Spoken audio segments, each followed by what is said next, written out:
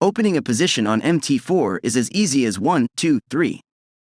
Just press the New Order icon on the standard toolbar so that the order window will appear. In the symbol field, select, from the drop-down list, the financial instrument that you would like to trade. By default, the symbol field displays the financial instrument of the active chart. Then place in the volume field that size of the trade. The size of the order is measured in lots.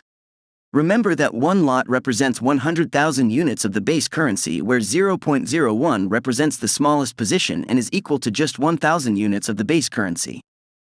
The stop-loss field allows the trader to set a predefined level on the price chart that closes a losing position.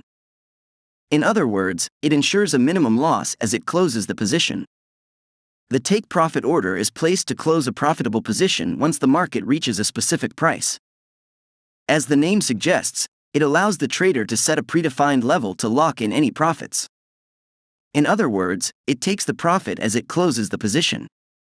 Comment is an optional comment that describes the specific trade.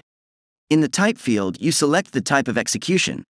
Select instant execution if your trading account is standard, or market execution if your trading account is ECN. Standard execution will either execute the order at the predefined price or send a requote to the trader. Similarly, in the market execution, the order will be executed at the best available price. A third option is pending order, which is common for both standard and ECN accounts.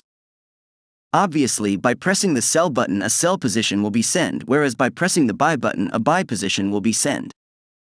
The enable maximum deviation from quoted price offers the opportunity to set a number of pips that the execution price may deviate for an instant execution mode.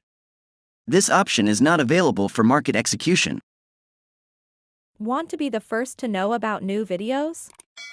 Hit the subscribe button now.